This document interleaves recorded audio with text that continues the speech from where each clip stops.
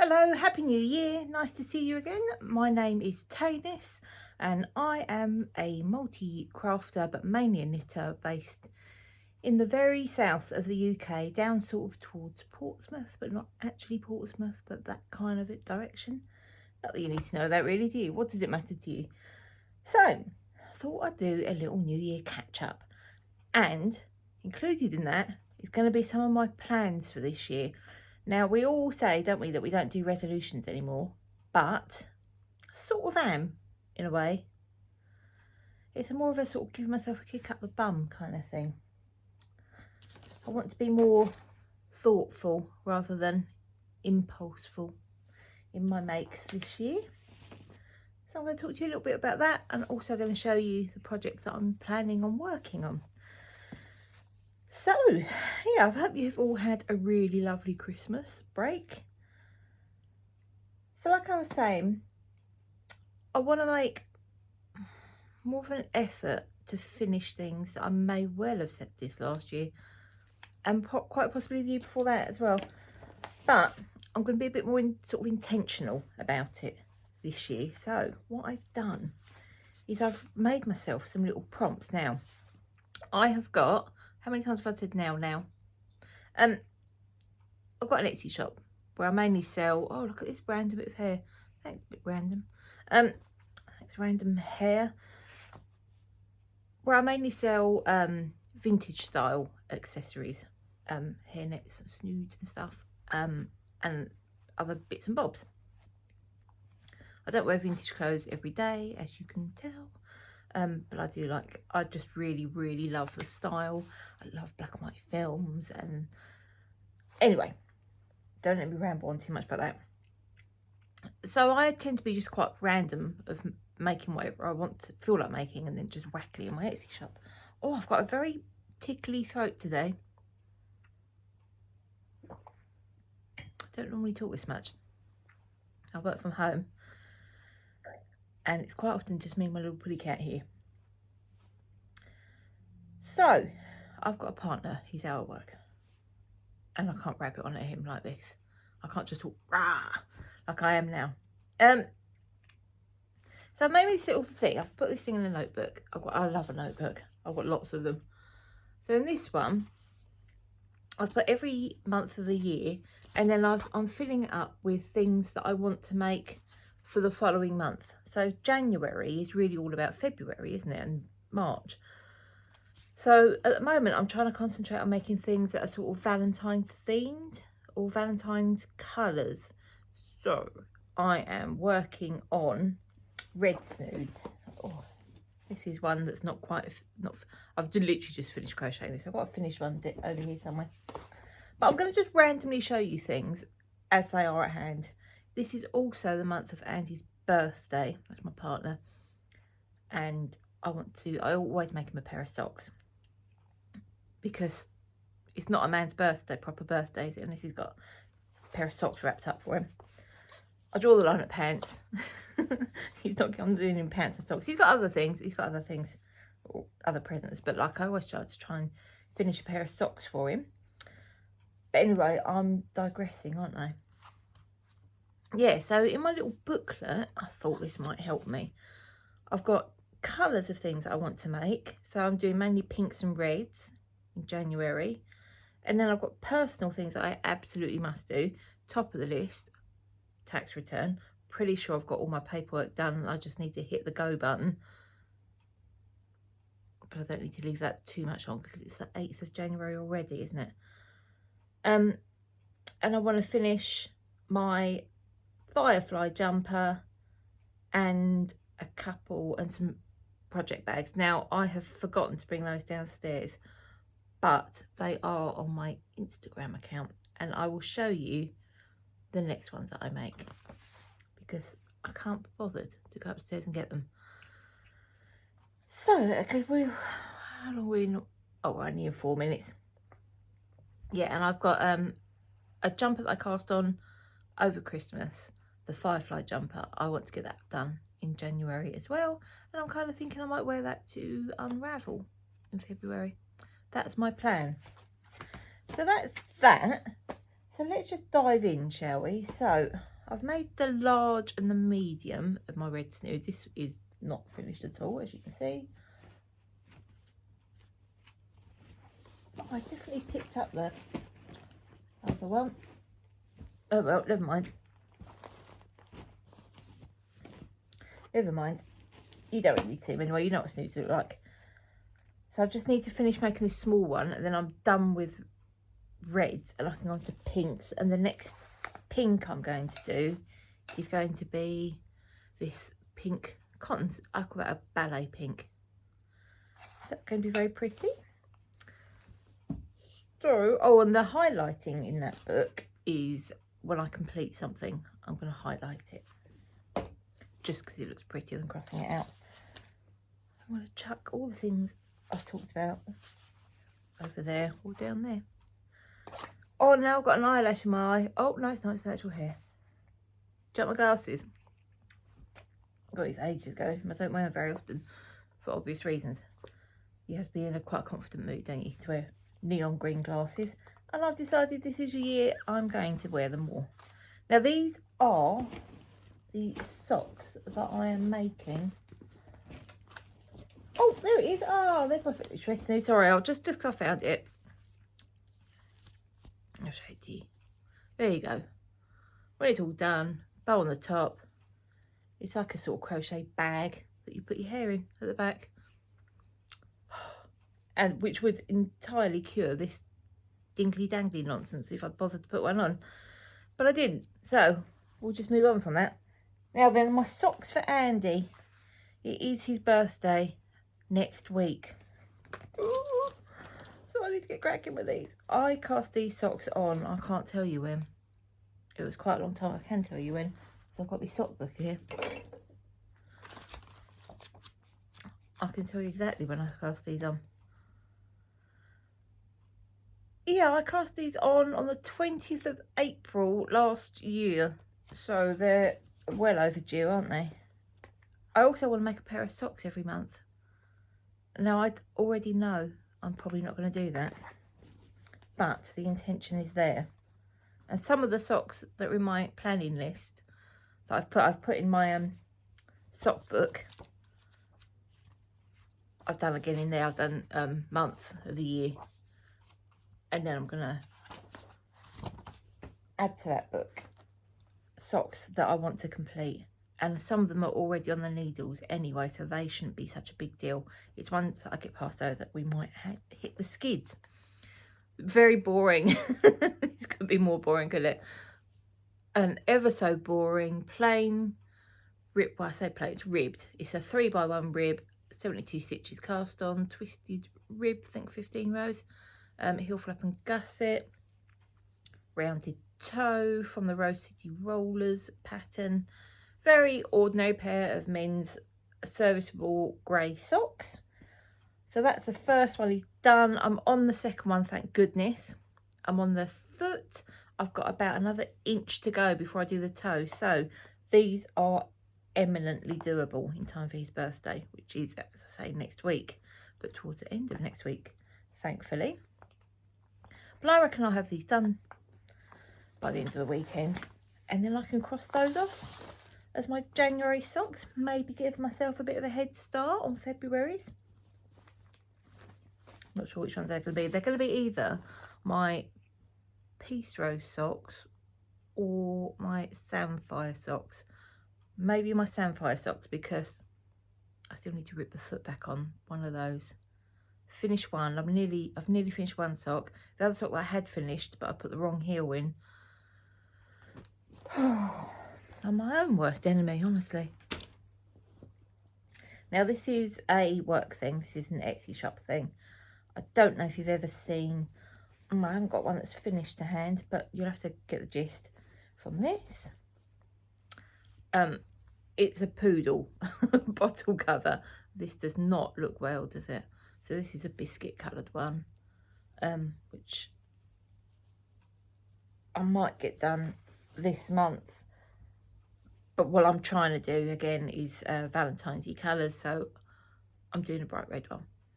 And this is just with very cheap charity shop. Well, you know, not wool, yarn. because it's acrylic, double knit acrylic. You know the balls that you buy from charity shops, they all sort of stock cheap yarn now, don't they? And please don't come for me about using acrylic yarn. Not until you can prove to me that your life is perfect. And if you can prove to me your life is perfect, just bugger off. I don't want to know. We're not going to get along. Oh, now this, I'm going to do one big project every month. I seem to be pushing a lot into each month. But I do spend a lot of time. See, I've got a proper job. But I only do that part-time in the mornings, very early in the mornings. And then the rest of the day, like a working day, up until about 5:30, I do stuff for my Etsy shop. And then, so that's when I'm doing all that, the snoods and the gem poodles and the vintage knits and stuff, and project bag making. After 5:30, it's fun times. So, included in those fun times, though, are Andy's very boring 3x1 rib socks. But we won't bang on about it. Once I finish those, though, I'm going to be concentrating on making... Oh, look at the splendidness of that. Oh, look, it's got these garter tabs on the side. Because it's got like a little sort of split bit. It's just a lovely jumper, and it's using this Firefly yarn. This one, remember spring thing down everything. King Cole Firefly, and I've got the colour Mayfly. Smashing super lovely grey and all that. What is this? It's 35% acrylic, 65% polyester, and it's an Aran weight. And it's like a, it's dark. It's like a dark. It's got greens and blues and gold in it, but it's like I think it's a blown yarn. It seems to have this sort of fuzzy black sort of chainetty type stuff look to it. Is very lovely. So this is the pattern. I know I've shown you this before. I'm hoping it suits me. And it's there's the pattern details. Number 6446.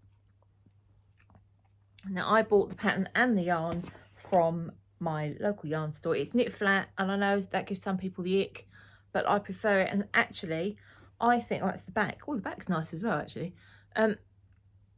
Look, it's got this sort of slip stitch pattern. Oh, it's so lovely. I know a lot of people. I made this bag, by the way. It was called Colourful Cats, and I don't think I've got any more of that fabric left. But I absolutely loved that one, so I kept one for myself. That's a medium, and you can fit a jumper project in that quite easily. So, what was I saying? Yeah, I know knitting things flat gives some people the ick, but I find you get a better tension if you knit on straight needles and knit flat. I know people will disagree with me, but that's what I found. I think circulars are great. They've got their place, obviously. But I find they also cause a sag in the middle, and the edges, it's much harder, I think, to keep the edges of your work nice when you're using circular needles, just because of the way that the weight falls across a very wibbly wobbly, unguarded thing.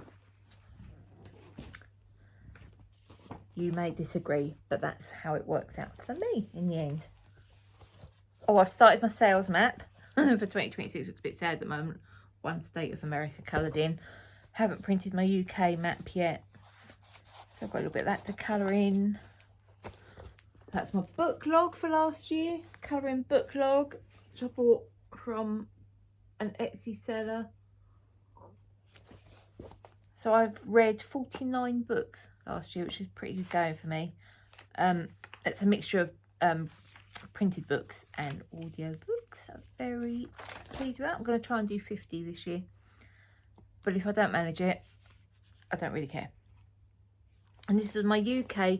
This is what I do is whenever I sell something, And I really only sell in the UK and America at the moment because of all the twonks that voted for Brexit ruined selling in Europe for micro businesses. It's not really viable anymore because you have to have like now, because we left the EU, we lose all the sort of trading benefits that adversely affect really small businesses like mine. So you have to have a representative in the country that you're selling to vouch for your products being safe, and obviously that's too big a cost for me. I can't support that, and most tiny sellers can't do that either. So that's wiped out that great big old chunk of income. Thanks. Well, great big old chunk.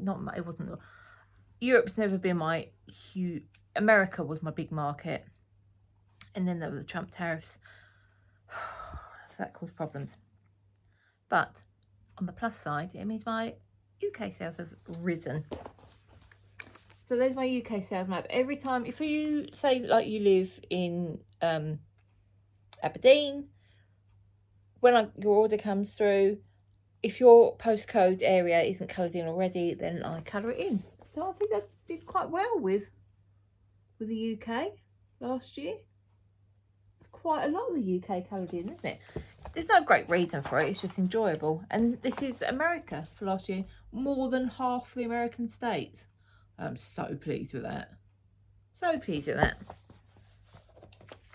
But yeah, I just thought I'd share that to you because it's just like a little fun thing, and I don't mind a little bit of colouring in every now and then. Oh, sorry.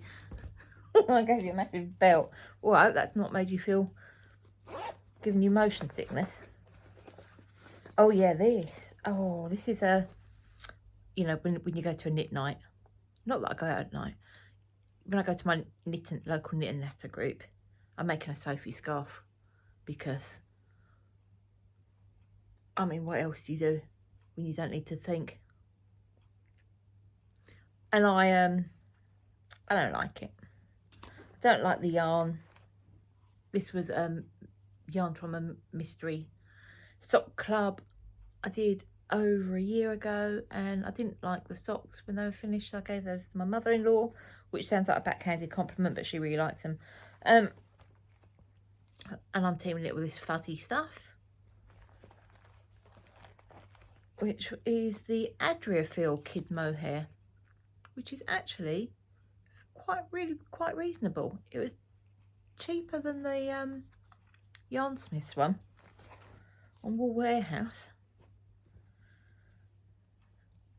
So I'm using stitch markers to keep track of my increases. So I might send that to her when I finish that as well. Just like a little necktie thing. You know what Sophie's scarf is.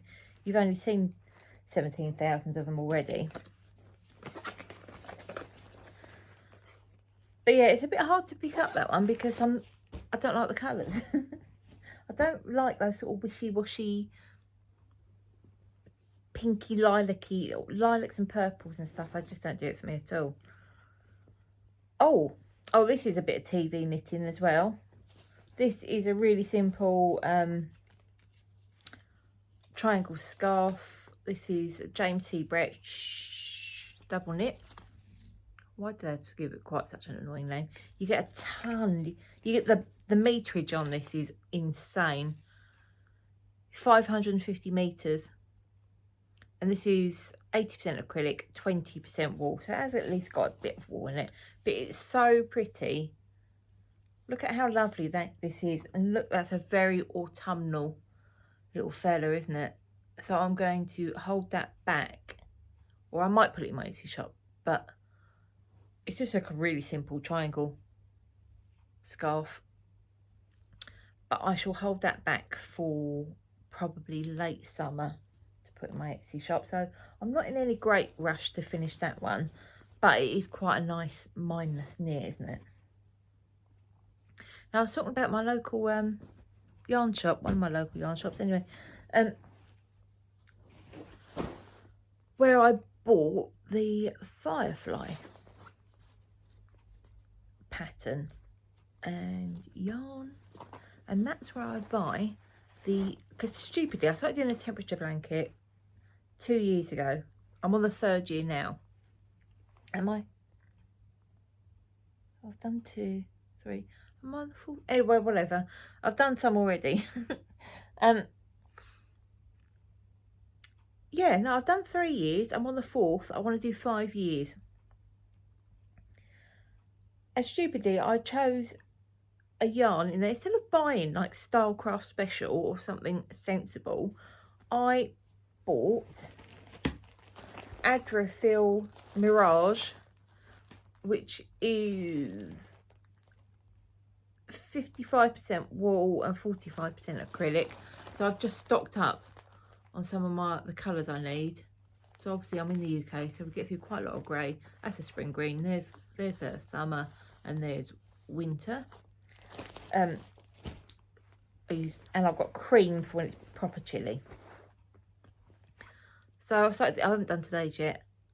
So there we are. Obviously we've had a bit of a cold snap. See, look, I've got the strips are 54 stitches wide. I'm just doing like a really simple chevron pattern, which I like a lot. But I think 5 across, and I've made it way too long. Way too long. Because I'm doing instead of doing an average temperature, I did the lowest temperature and the highest temperature of the day. So mine is phenomenally long. It's about as wide as this room. But I'm going to double it over and put it on my bed. Well, not on my bed. I'm going to put it on my cat's bed, because she's got a single bed in the spare room, in Lulu's room. There is a sign on the door that says Lulu's room, which I bought purely to make Andy roll his eyes and think that I was crazy. And that worked. I'm pleased to tell you. My plan worked. He doesn't mind. He's alright with it. He thinks it's funny. I waited 30 years to be able to have a little cat of my own. So we do indulge her. Do we indulge her or do we indulge me? We indulge me in indulging her. Oh, this I can't be bothered to show you. That's a pair of slippers. That's very boring. And this, oh, what have I got in here? Oh, I've got a feeling this is lovely. Oh, yes, it is. Oh, this is the West Yorkshire Spinners Christmas colour for this year. Oh, isn't it lovely? Mulled wine. Oh, Richie knows. Oh, gosh, isn't that? Oh, it's so lovely. And I love this because it's not too Christmassy. And I'm doing the Peace Rose Garden Socks, which has a lovely little bit of stitch detail, which is basically like a feather and fan or an old shale pattern done in the round. I did what did I do for the rib? 2x2 rib. Boink, boink. So yeah, not a lot of progress done on that really. Oh, but I do enjoy doing that. Oh, those are... I just want to get back to doing those. Oh, and they live in my... I like DPNs socks. I also really like Andy's socks.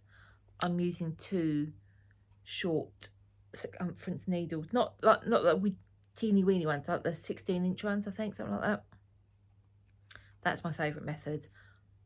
Together with DPNs. Look, I've got a Pickle Lili DPN holder. Gold.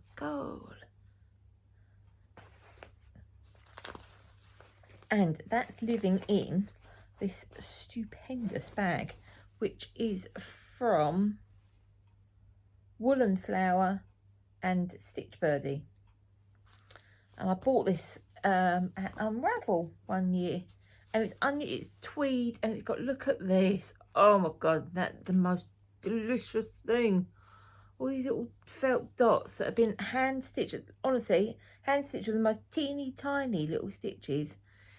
This heart shape. Oh, it's so nice. The only thing, I never use zipped pouches for my knitting because there have been troubles in the past. But I love this so much. You know, one of those things that you just think, I can't walk away from it. And I did try. I did have a go at walking away from it. And it was more money than I wanted to spend and everything. And I think that might be like Harris tweed. Whatever it is, it feels like it might be real wool. And it's mustard and grey. Oh, I love mustard. I've got mustard jeans on at the moment. I'm not going to stand up and show you my bum. But it's a very fine thing. I just wish it wasn't a zip, because it's almost guaranteed that at some point I'm going to get that all snarled up in there and completely blooming ruin it. So that's it really for January knitting, I think. Unless I finish things. If I was to finish those socks, I can start a new pair. Or, no, control yourself. When I finish those socks, I'm going to then concentrate on that Firefly jumper and see if I can get that done in time to wear to Unravel, which I've bought my ticket for. I bought my ticket, I bought my train ticket. I'm very happy. I did think about booking an Airbnb or a hotel to stay over for the night, but that's like nearly an extra £200. I put the kibosh on that. I've done that in the past, but probably when I was working full-time in-house. Oh, I mean, this will bore you rigid, but I'm going to quickly show you. This is like my log of how many snoods I made last year. And I made, just in black ones, I made at least, I've not always marked them down when I've made them, I made at least 53 plain black snoods last year. And in total, including all the variations of when they've got sparkle or not, in total, I made 211 snoods last year. That's a lot of crocheting net. Now, I'm not trying to like beat that, equal it, whatever. It just is what it is. And I need to enjoy it more than feel compelled. So, I find it interesting. I just like doing it. Right then. It's about time that I put my dinner on, to be honest. I'm blooming starving. I just want to quickly show you the book that I'm reading. I don't know if I showed you. Let's not. If I haven't given you an update on what I was reading. If I've told you about it before and they said I'll come back to you, then I can only apologise because I'm not going to. On audiobook, I'm listening to, it's my library's book group choice for this month. The Life Impossible by Haig. Oh, it's a stinker. It's an absolute stinker. Terrible. The only good point of it is it's narrated by, I'm listening to the audiobook, obviously. It's narrated by Jahn. Lovely Jahn. And the best bit of it is that it's set in Ibiza, and she can't do a Spanish accent at all, which is fantastic. So she starts off with it being a sort of Spanish accent, and very quickly, like literally within seconds, it always turns into like a sort of comic book Russian accent. And I'm enjoying that very much indeed. But that's the only thing that I'm enjoying. The rest of it, the actual story is pants. This book I'm reading, and it's a hard read. It's you're gonna have to excuse me because it's a second-hand book and it's ripped at the front. It's called My Wounded Heart. The life of Lili, who lived 1900 to 1944, and that will give you an idea of what's happening here. It says on the front, the story of a Jewish mother and her children in Hitler's Germany. And obviously this does not have a good ending for her. Miraculously, nearly all of her correspondence survived. So this is the story of her life told through her correspondence and the correspondence of her friends and her children. She makes a huge mistake early on in falling in love with the wrong guy. She falls in love with this guy, Ernest Yarn. Here he is, the wanker at the front there. And he does her dirty. She's Jewish, he's not. He treats her like dirt right from the start. It's awful to her. She can't see it. I think she's fallen for that thing of like saving someone. He's always like, oh my, I'm so, like, oh, it's always poor me with him. Like, understands me, that kind of nonsense. But the truth is, she's better than him in every regard. She's more engaging, she's more popular, She's more intelligent. They're both doctors until obviously that's all taken from her by the Nazis. She's more intelligent than him. She does better in her career. Her family are better off than his, which shouldn't really matter, but I think it matters because I think he feels emasculated by her success, her better family, and all that stuff. She's more he's cultured too. He's interested in the arts, but she's really on point. She really knows what she's talking about. She's super intelligent. She's very kind. She's very loving. She's a fantastic mother, and there are points when he could save her, and he won't.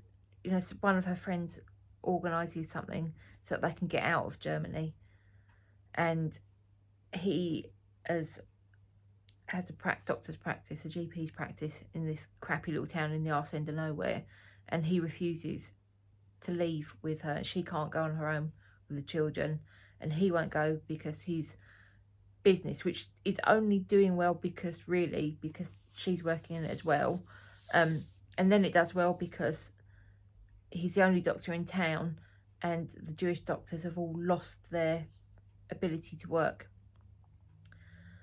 So yeah, he won't go with her to England or Canada, and he basically leaves her at the mercy of the Nazis. He even starts shaking someone else. When her practicing certificate's taken from her, he moves a German female doctor, GP, into the practice to live with them, and immediately starts shagging her, and then they have a baby together, and she gives birth to the child in Lili's home, and Lili assists with the birth. And then he divorces Lili, which leaves her completely unprotected. And it's just horrendous. And of course she gets taken to the camps. And it's really, really sad. So that's quite a hard read. So if you're not in the mood for hard reads, maybe not this one. It's got a lot of warmth in it too, though, because she's such a interesting character and so full of love that it's nice to get to know her through her letters, because it makes you feel like you should be a better person. So yeah, that's a very, very good book. I'm about halfway through it, and I'm about a third through the other book. And that is it for my reading. I'm going to do the Piece for Piece podcast. Michael's got a book group going held on Storygraph, and I've ordered the book from the library. It's Dress Your Family in Denim and Corduroy by David Sedaris. I've never read a David Sedaris book. So many people rave about it. I can't wait to start it. My only stumbling block is I've ordered the book to be I've reserved it to pick up from my local library, and they've sent it to the library in the town that I lived in 5 years ago. I don't know why, because all my details are right on the system as being in this town, not in that town. So I'm going to walk uptown tomorrow and see if that's just a glitch on the system and it actually is here. But if not, I don't know what I'm going to do, because the half the month we're almost at a half the month point, and I think the book group meeting is the 24th, and I might not have time to read it because it takes them 10 days. It takes about 10 days for it to get to you. So we shall see. We'll see if I ever get the book, and if not, oh well. I still don't know how they've done that though. Anyway, no point me trying to figure it out, is there? I've got to not only make my dinner, I've got to think about what I'm actually going to blooming have for dinner. The sensible thing to do would be to have the cheese and crackers that no one's touched since before Christmas, but are we in the mood for being sensible? Not necessarily. I shall see you when I see you. You take care. Have a good rest of January, and I will be in touch when I next feel like it. I don't really have a schedule. I should do. Oh, the only other thing was I've got 63 subscribers now. Chuffed with that. And I think 77 people watched my last one. Amazing. These are heady numbers for me. So if you're watching this, thank you very much. Much appreciated. Oh, we've gone over half an hour. Try.